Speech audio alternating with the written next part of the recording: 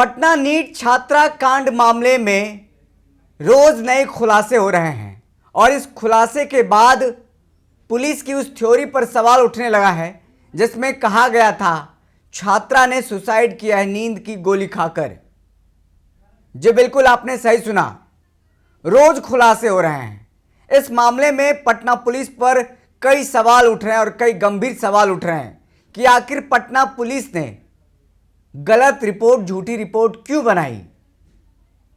दर्श न्यूज के हाथ उस छात्रा की लामा रिपोर्ट लगी है, जिसके बाद दर परत आपको बताएंगे कि क्या कुछ उस रिपोर्ट में है और इस रिपोर्ट में क्या बताया गया और पटना पुलिस ने क्या झूठ बोला और पटना पुलिस ने क्या सच छुपाया।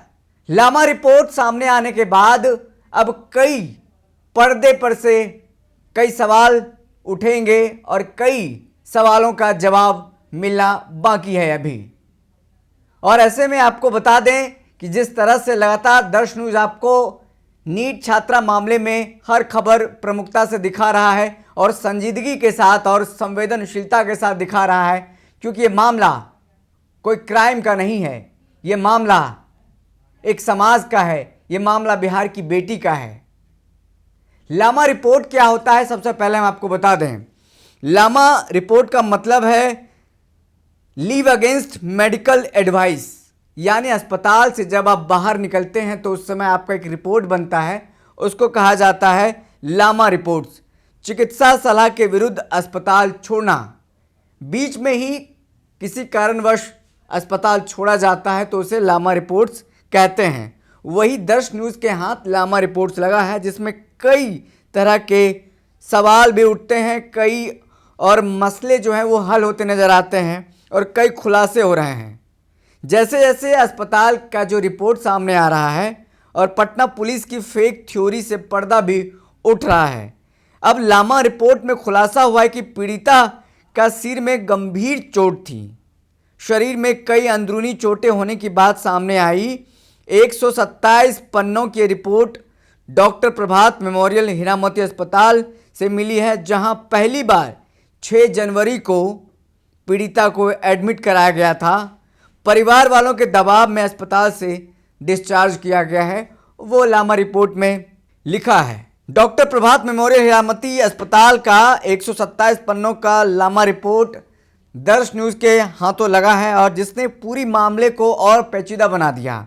बता दें आपको कि रिपोर्ट के मुताबिक छात्रा के सिर में गंभीर चोट लगी हुई थी और शरीर में कई अंदरूनी चोटें भी थी। हैरानी की बात यह है कि इन चोटों का कहीं भी पोस्टमार्टम की रिपोर्ट में स्पष्ट उल्लेख नहीं किया गया। लामा रिपोर्ट के अनुसार छात्रा को 6 तारीख को डॉक्टर प्रभात मेमोरियल हीरामती हॉस्पिटल में भर्ती कराया गया था और परिजनों के दबाव में 9 तारीख को डिस्चार्ज किया गया। तो जो लामा रिपोर्ट में लिखा हुआ है वो आपको हम पढ़कर बता रहे हैं और लामा रिपोर्ट में क्या कुछ बातें सामने आती है जो कई खुलासे कर रही हैं, जो पुलिस की उस थ्योरी पर सवाल पैदा करता है, सवाल खड़ा करता है जो पुलिस ने कहा था ये सुसाइड है। अस्पताल प्रबंधन का दावा है कि 6 तारीख को ही इस मामले की जानकारी स्थानीय कदमकुआं थाना को दे दी गई थी। रिपोर्ट में यह भी बताया गया है कि 6 और 7 तारीख को कदमकुआं थाना से एक सब इंस्पेक्टर अस्पताल पहुंचा था, जिसने जांच पड़ताल की और परिजनों से बातचीत भी की थी। हालांकि जब बाद में इस मामले में चित्रगुप्त नगर थाना में एफआईआर दर्ज की गई तो इन तथ्यों का जिक्र तक नहीं किया गया।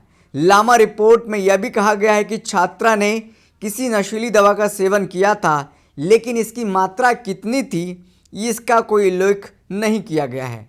भर्ती के समय छात्रा का ब्लड प्रेशर 90/60 था और पल्स 100 से ऊपर थी, जो इलाज के दौरान लगातार गिरती जा रही थी। और आगे इस रिपोर्ट में यह भी बात सामने आता है, जो अहम बात है कि डॉक्टर प्रभात मेमोरियल हीरामती हॉस्पिटल की लामा रिपोर्ट में कहीं भी रेप का जिक्र नहीं है।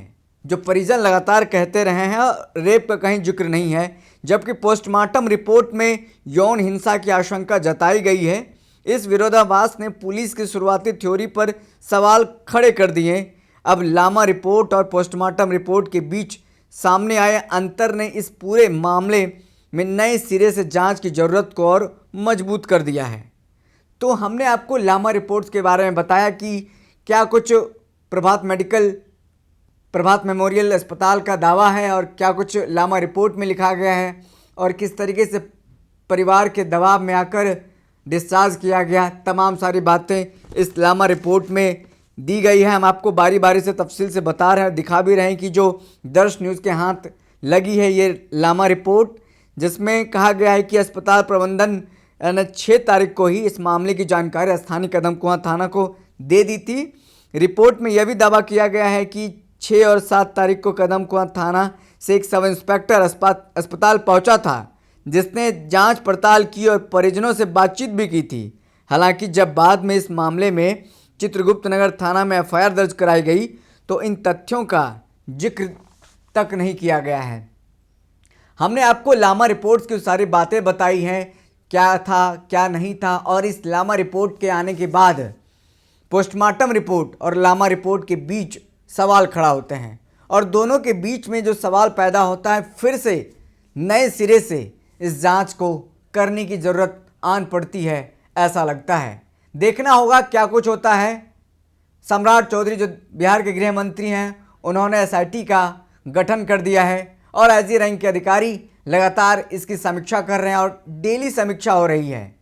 एसआईटी टीम कभी अस्पताल जाता है, कभी वो हॉस्टल जाता है जिस हॉस्टल में छात्रा पढ़ती थी, कभी परिजनों से मुलाकात करता है और सभी तथ्यों को खंगालने की कोशिश कर रही है और उस तथ्यों से जो सवाल जवाब होंगे उस पर जीरा बहस होगी और फिर उसमें से एफएसएल की टीम और कई सारे जो सबूत इकट्ठे किए गए हैं, अब अंतिम रिपोर्ट जब सामने आती है तो क्या होता है, सबकी नज़र उस पर बनी है।